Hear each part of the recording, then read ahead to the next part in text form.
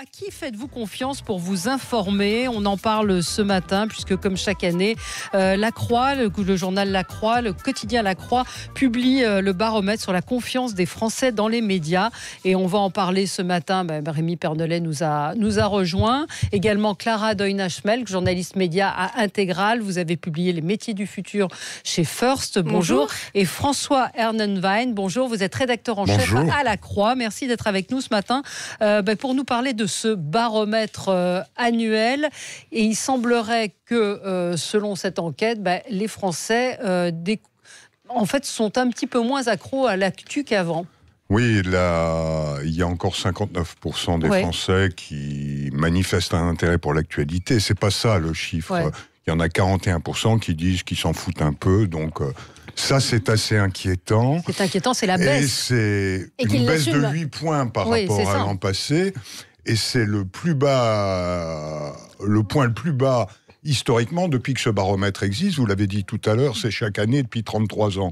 Donc on a une vue longue de ce qui se passe chez les Français dans leurs relations avec les médias. Et là, on s'aperçoit qu'on a un décrochage significatif. 8 points, ça veut dire quelque chose. Alors, l'intérêt est faible, mais la question que ça pose, c'est pourquoi ce désintérêt? Et ce désintérêt, à mon avis, doit être corrélé avec une forme de perte de confiance dans les médias.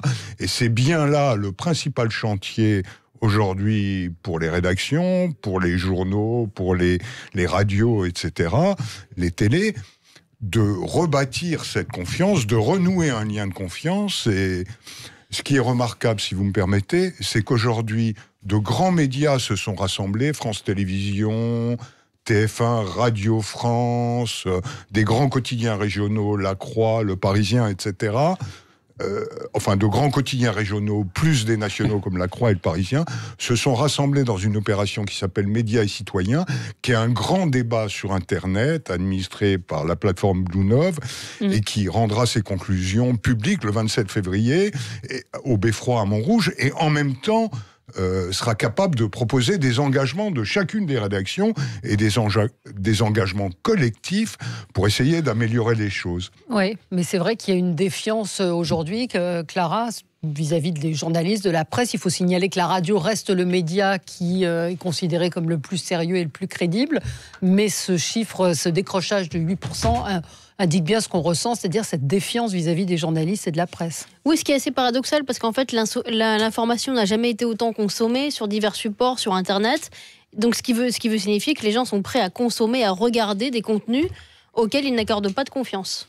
Ouais. Donc, c'est vraiment une question qui se pose aussi pour les annonceurs, parce que quelle est la crédibilité de la publicité, par exemple, qu'ils vont regarder en ligne? Est-ce que les auditeurs ou est-ce que les lecteurs seront aussi défiants quand ils vont regarder ces images? Ouais. Alors, oui, Rémi, peut-être un mot? Oui, je trouve que le baromètre donne effectivement une très bonne vision d'une crise de confiance. Mais au-delà du baromètre, il y a quand même des choses qu'on constate dans la société. Et depuis l'année dernière, depuis la crise des Gilets jaunes, on n'a jamais vu autant de journalistes critiqués, et pas seulement critiqués, agressés. Et donc, il y a une sorte de fracture, il me semble. Et on voit bien qu'il y a une fracture entre les journalistes qui sont maintenant assimilés à une élite et les mouvements populaires, et je pense que ça accentue très fortement la rupture un peu de confiance dans les journalistes. On est absolument d'accord, mais à mon avis, il faut s'intéresser aux racines du mal. Ouais. Et dans une lecture un peu complexe des choses, il faut bien admettre qu'il y a le problème de l'offre, c'est-à-dire le fonctionnement des médias, mais il y a aussi une crise de la demande, c'est-à-dire quelle est la relation des citoyens à l'information? On voit bien que l'audience des sites, c'est notamment vrai sur les réseaux sociaux, qui attirent les gens, y compris quand il s'agit d'information, c'est dans une logique qui fonctionne sur l'émotion. C'est-à-dire, on assiste à une forme de dictature de l'émotion, y compris en matière d'information, et cette dictature de l'émotion, elle est destructrice du débat public, elle affaiblit la démocratie, et c'est la porte ouverte au poids des fake news dans le débat public.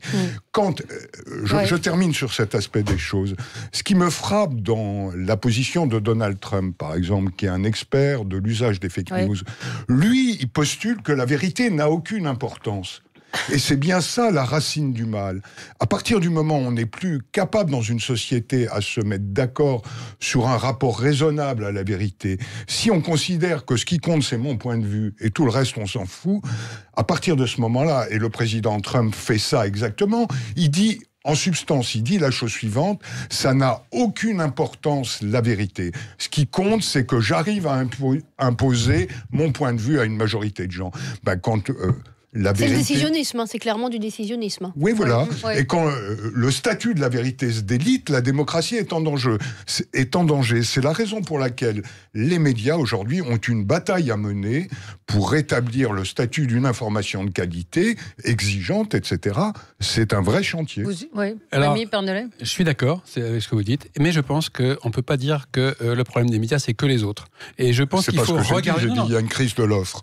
Une crise de l'offre, mais oui, je crois que la crise de l'offre, il faut la... Parce que la valeur de vérité n'est plus reconnue. Non, mais il faut la qualifier. Je pense qu'il y a une responsabilité des journalistes en tant que tels. Je veux bien qu'on décrit ça. Oui, moi, ça m'intéresse. Dans ce qui est proposé, il y a souvent des défenses d'opinion politique qui passent à travers des papiers. Quand on lit des papiers dans la presse écrite, je sais pas, je viens de la presse écrite comme vous, et on voit très souvent, non pas le fait de relater des faits, mais très souvent de faire passer une opinion et un point de vue. Et je pense que on en parle depuis des années et des années. On n'a jamais réussi à faire véritablement un journaliste très objectif qui ne soit pas un journaliste partisan. Ouais. Oui, alors là, on ne peut pas dire ça sans se poser les questions de la situation financière des médias, parce que faire un journalisme objectif suppose de faire une enquête, d'envoyer des gens sur le terrain, c'est long. Établir des faits, c'est plus long que donner une opinion. Donc c'est plus coûteux aussi. C'est ce qu'a dit le correspondant de The Economist à Paris en parlant de l'Express, en disant vous voulez copier ce journal, sauf que vous faites, ce qui est faux d'ailleurs, parce que j'ai regardé l'Express, nous on fait des enquêtes et vous ne faites que de l'opinion. C'est pas faux, vrai, mais c'est faux. Mais ce que je veux dire, c'est que agréable avec le. Ouais. Non, il n'a pas été agréable. Mais c'est vrai que c'est plus facile de donner la parole à des gens qui font de l'opinion, c'est moins coûteux. Mais moi je vous trouve très optimiste sur la possibilité de rétablir un lien entre les Français et la presse. Et il y a quelque chose, on peut y revenir, mais il y a quelque chose dans le baromètre que je trouve assez schizophrène, c'est-à-dire les sujets trop traités, Dupont de Ligonnès, l'incendie de Notre-Dame et les Gilets jaunes, qui sont quand même des sujets qui ont cartonné en audience et les gens étaient devant la télé. Donc il y a ce paradoxe de dire trop et en même temps c'est ce qu'on a regardé. Mais j'en reviens à ma remarque tout à l'heure, c'est la relation des consommateurs d'infos avec l'info. Oui. Les gens ont un rapport émotionnel à l'actualité. Ils vont sur les sujets qui les font vibrer. Et ce qui les fait vibrer n'est pas forcément ce qui correspond le mieux à la qualité, ce qui alimentera le mieux la qualité du débat démocratique. Mais je voudrais insister là-dessus. Pourquoi est-ce que la démocratie est possible ? Et l'essor de la presse et de la démocratie ont été concomitants. C'est parce que la presse, les médias, l'information nourrit le débat démocratique, donne, à partir de faits, et rien que des faits, les éléments pour que les gens puissent engager un débat à partir de convictions qui sont différentes. Quand le statut de la vérité s'effondre, que les faits n'ont plus d'importance pour Donald Trump, les faits comptent pas. Ce qui compte, c'est son point de vue, sa vérité à lui. Ça pose de sérieux problèmes pour la qualité du débat démocratique. Et je mets en garde les consommateurs d'infos en leur disant, n'allez pas au plus facile, informez-vous de manière exigeante. C'est-à-dire, ne vous laissez pas entraîner vers l'information people, ces choses-là qui n'ont aucun intérêt. Il y a une crise de la rationalité quand même. Oui, c'est ça. Voilà, oui, je pense que c'est ça. La question, c'est ça, c'est la rationalité. Parce qu'en fait, c'est avec ce manque, cette déficience de rationalité qu'on va regarder des contenus people ou des contenus entertainment ou des contenus séduisants sur des sujets rabattus et qui nous empêche en fait de se demander quelle est la valeur de vérité d'un contenu. C'est ce même processus en fait irrationnel dans lequel le consommateur peut se complaire. Oui, vous vouliez répondre à Rémi Pernelet. Oui, la réponse est assez simple. Elle est dans le baromètre d'ailleurs. Une majorité de Français considèrent qu'on ne s'intéresse pas vraiment aux bonnes questions. Et ça, c'est dans la crise de l'offre que j'évoquais tout à l'heure, une des tâches des journalistes, c'est-à-dire parler de ce qui intéresse les gens, laisser une place à l'émotion, mais laisser aussi une place à la rationalité. Et ça, l'exigence professionnelle des journalistes y contribue. Il n'y a pas de papier correct déontologiquement s'il n'y a pas des sources multiples, des points de vue contradictoires, etc. Et cette exigence, elle revient sur le devant de la scène. Les médias engagés dans l'opération Médias et Citoyens, mais tous les médias sont confrontés aujourd'hui à cette exigence. Mais vous avez le sentiment que le service public est objectif dans sa manière de traiter l'information? On voit beaucoup de critiques qui sont faites à l'égard de France Inter, par exemple. Les humoristes de France Inter qui parfois donnent l'impression de faire de l'entre-soi. Ce ne sont pas des journalistes. Après, la responsabilité, c'est la part qu'on leur laisse à l'antenne. Absolument. Bah moi, justement, j'ai regardé tout à l'heure, avant l'émission, je suis allé sur le site Médias et Citoyens, puis j'ai regardé des questions-réponses, et je vois une question où un lecteur, un auditeur interpelle Radio France en disant moi je mets en cause l'impartialité de France Info, c'est vraiment, il y a un point de vue, alors il dit c'est la France Insoumise, on entend que ses positions, et la réponse d'une personne de Radio France sur le site dit pas du tout, on est contrôlé par le CSA, donc circuler, il n'y a rien à voir. Et moi je trouve que ça veut dire on refuse de voir certains faits, on refuse d'admettre certains faits, et il y a des lignes politiques dans la radio publique par exemple, et qui peuvent participer. Alors évidemment, tous ceux qui sont de ce point de vue vont trouver que c'est très bien, mais je trouve que on prête le flanc en tant que journaliste à toutes ces critiques, et surtout en disant mais non, on est des bons professionnels, donc ça n'arrive pas. Pas de remise en cause, contrairement à ce que vous faites. Il y a des sujets, par exemple, comme la bioéthique, les sujets de bioéthique. Il y a un journal qui a traité les choses de manière la plus objective qui soit, c'est La Croix. Oui. Sur toutes les questions de GPA, qui sont vraiment des questions philosophiques. Oui, vous avez un point de vue, mais c'est des questions philosophiques. On ne peut pas répondre oui ou non comme ça aussi facilement. Et non, là, mais c'est pas. Après. Alors qu'il y a des. Mais Internet, a quand même considérablement changé, complètement changé la donne et complètement changé les choses. Mais c'est l'hystérisation, et ça.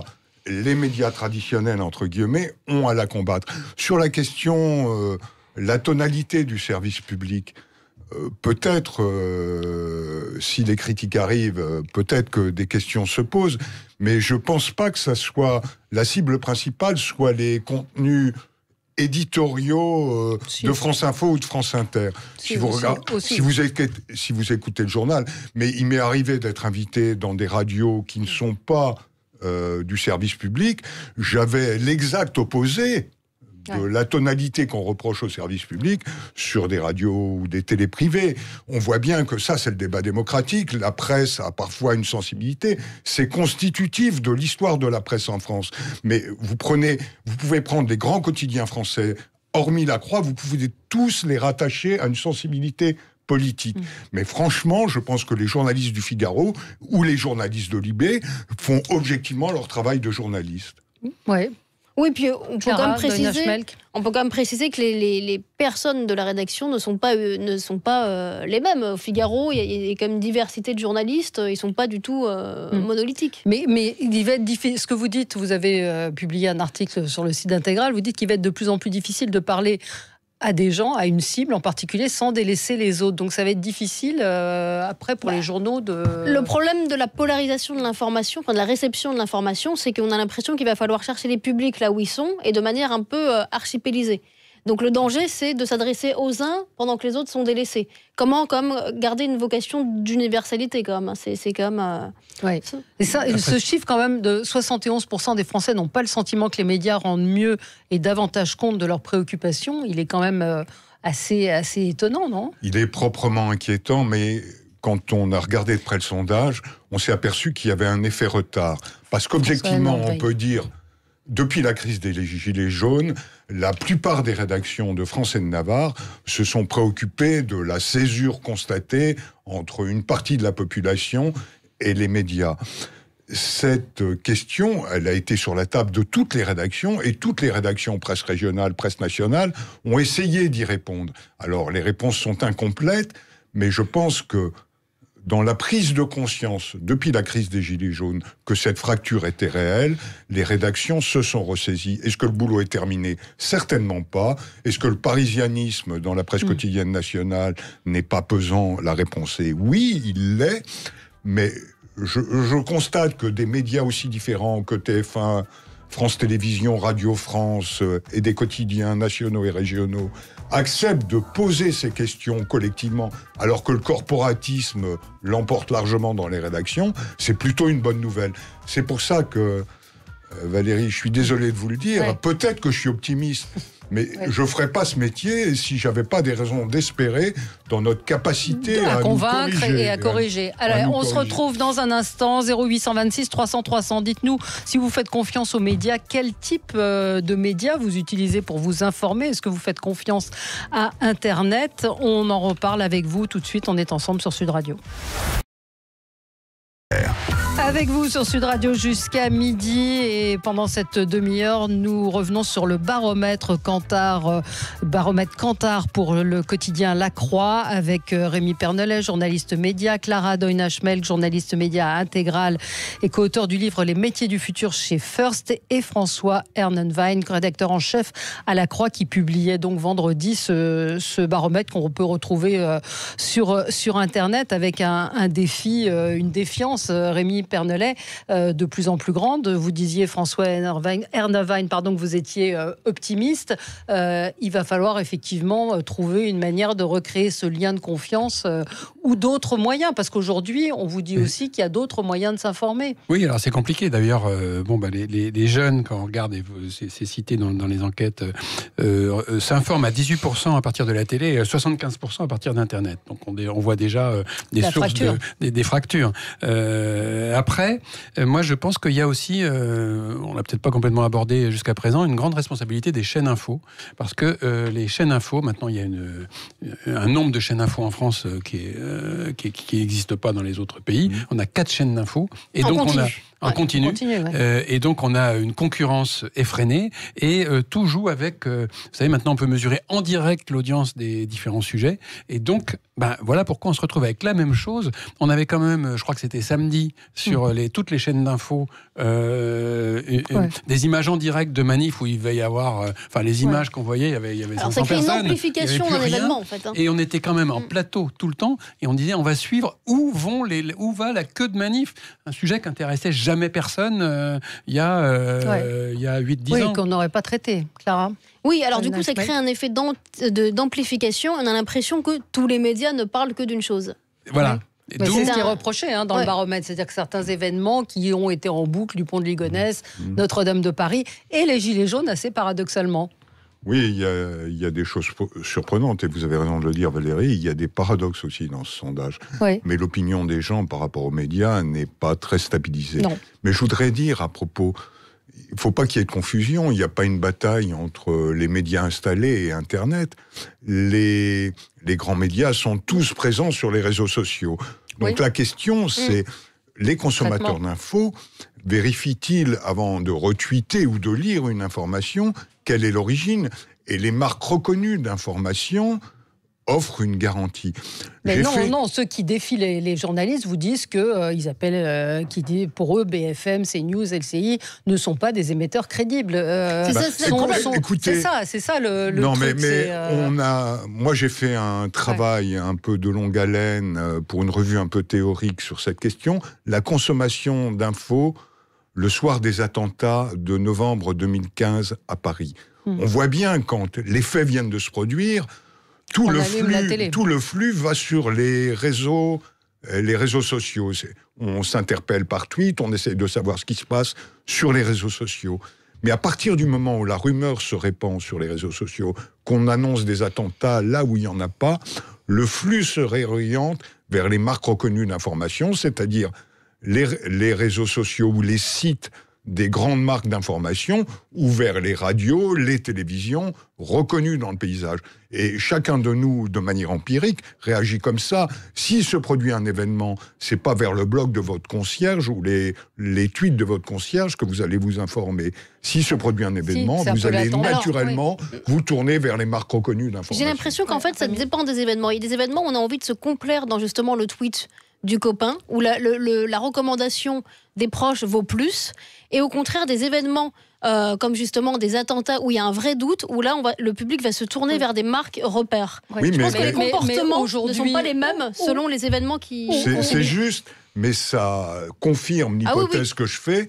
En effet. Pour beaucoup de gens, il y a un rapport émotionnel à l'actualité dont ma préconisation serait qu'ils sortent un peu. Je leur dis pas ce qu'ils doivent faire, mais je leur dis le débat démocratique a besoin que vous ayez un rapport rationnel à l'actualité et non pas un rapport passionné. Mais j'ai l'impression que, par exemple, dans certains cas, ils sont capables de retrouver ce rapport rationnel. Mais tout ce qu'on a vu, on a vu beaucoup de... Alors, il y a eu tout ce débat ce week-end à savoir est-ce que Bouafta est un journaliste ou non. Mais c'est vrai que le mouvement des Gilets jaunes a fait émerger un certain nombre de journalistes militants ou de journalistes. Alors, activistes, en fait, plus exactement. Non, mais des gens qui sont allés filmer. Et beaucoup disent, c'est grâce à eux aujourd'hui qu'on a parlé des violences policières. C'est ces gens qui étaient dans les manifs, qui ont filmé et qui sont, alors, journalistes ou pas. Alors, ils ont une valeur dit du la moins de vérité. documentaristes. Voilà. Parce que c'est des témoins de faits. Alors après, leur commentaire, leur interprétation des faits peut relever du militantisme et donc plus de la communication militante que du journalisme, mais les images en soi sont quand même à leur créditer. Et ont aussi une valeur de témoignage. Enfin, de témoignage, oui. Non, quand on voit ce qui s'est passé au siège, c'était de l'UNSA vendredi, où certains ont dit qu'ils sont rentrés en chantant, il y avait une partie de la vidéo. La première partie de la vidéo était beaucoup plus violente. Donc là aussi, dans ce qu'on diffuse, dans ce qu'on diffuse, là, évidemment. Il n'y a pas d'image juste, il y a juste des images. C'est Godard qui disait ça. Il a raison. Pardon, oui. C'était CFDT, pardon. Il a raison de dire ça. Oui. Il n'y a pas d'image juste, il y a juste des images. C'est le cadrage fait tout. Le cadrage fait tout. La source, on ne sait pas ce qui s'est passé avant, on ne sait pas ce qui se passe après. Et on voit bien qu'il y a une confusion, enfin une confusion, disons un mélange entre j'informe et je donne des opinions. J'informe et je défends une cause. Et donc, il y a, c'est ça qui fait que, évidemment, toutes les personnes qui partagent cette cause vont trouver qu'enfin, on a une information vraie qui sortent des carcans traditionnels. Et les personnes qui ne partagent pas cette cause ou qui se mettent à douter, du coup, doutent de l'ensemble de la presse, de l'ensemble des journalistes. Il faut revenir. C'est ça la crise de confiance. Il y a des moments où il y a la multiplication des occasions de douter, en fait. Oui, mais comme solution au problème, puisqu'on est là pour évoquer ça aussi, moi je pense que le retour à une déontologie béton est la garantie que les choses aillent mieux. Par exemple, dans le journal dans lequel je travaille, le commentaire est réservé à l'éditorial. Et quand je lis, comme rédacteur en chef, quand je lis un papier de journaliste, s'il donne son opinion, je lui renvoie le papier en lui disant... Rare, non enfin, quand vous lisez... Mais non, mais parce que après 10 ou 20 ans de pratique, après 10 ou 20 ans de pratique, les gens pratiquent l'autodiscipline en la matière. Sûr. Mais c'est pareil, je ne laisserai jamais passer un papier où il n'y a pas des sources multiples. Par exemple, sur un conflit social, la règle, il se produit un conflit social à Pétaouchnok, eh ben on ira interroger le patron de l'entreprise de Pétaouchnok, aussi bien que les syndicalistes qui font grève contre la suppression d'emplois. Et ça, c'est... Enfin, je prends cet exemple caricatural pour expliquer à quel point la multiplicité des sources est la garantie. On partage tous votre point de vue. Là, simplement, parfois, dans la façon de faire le récit, on sent, et c'est pas si évident, un point de vue. Et moi, ça me gêne, dans un sens ou dans un autre. Ça va être le point de vue du patron ou le point de vue des syndicats. Et c'est pas si facile. Non. Et même en tant que rédac-chef, c'est pas si facile de dire « Attends, je sens que tu penses quelque chose. » Et c'est pour ça que je pense que les opinions politiques des journalistes passent énormément dans leurs articles. Énormément. Moi, je défendrais l'idée, si on applique cette loi d'Hérin... de la multiplication des sources, des points de vue contradictoires, on arrive quand même à des standards de qualité. Après, il ne s'agit pas non plus d'installer dans les rédactions une police de la pensée et que les sensibilités des gens soient complètement estompées. Mais je pense qu'en appliquant quelques règles, mais systématiquement, on obtient une information rigoureuse. Et pour élargir le débat, il me semble aussi que l'enjeu aujourd'hui, c'est ce que je pense profondément, quand j'enseigne, j'organise mes cours autour de ça, la presse reconnue de qualité est le dernier rempart contre l'expansion des fake news, de l'infox. Et moi, je pense que cette bataille est une bataille essentielle aujourd'hui. Eh bien, écoutez, peut-être qu'on peut ajouter que les faits se sont peut-être complexifiés, parce que par exemple, là où il y avait le patron de l'entreprise de chaussures à Pétaouchnok FNOC et les syndicats. Il va y avoir en plus les activistes du coin qui veulent filmer, les amis du patron qui vont venir aussi filmer, les enfants. Il y a une complexification aussi des événements de sécurité et la multiplication des sources. Merci. Génère des sources supplémentaires. Merci à tous les trois. Merci Rémi Pernelet, merci Clara Doyna-Schmelk et merci à vous François Hernenwein. Je rappelle que c'est dans La Croix qu'on peut retrouver ce baromètre, qu'on peut retrouver sur le site, et La Croix qui est un excellent journal. On ne le dit pas suffisamment, mais c'est vrai que vous avez des dossiers, toujours des dossiers société extrêmement complets et objectifs, on peut le dire. Merci à vous. On se retrouve dans un instant pour commenter l'actualité. À tout de suite.